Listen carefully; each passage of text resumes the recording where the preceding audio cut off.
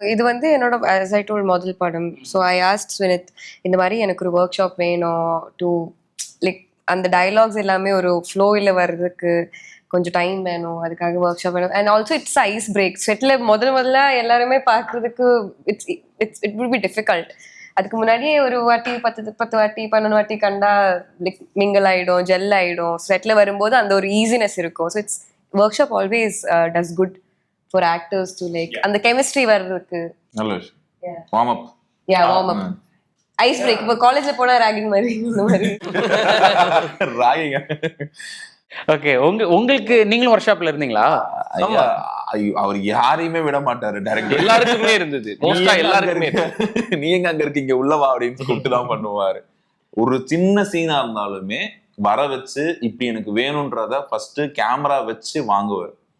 அது நல்லா இருக்கான்னு பார்த்துட்டு அப்படிதான் பிளான் பண்ணுவாரு. ஸோ அதுல மட்டும் ரொம்ப கரெக்டா இருப்பாரு. ஒர்க் ஷாப்லாம் பார்த்தீங்கன்னா சும்மா கடமைக்குன்னு நடக்காது. இந்த டைலாக் எனக்கு தெளிவா வேணும்னு தான் அது அந்த மாதிரிலாம் பண்ணியிருக்காரு.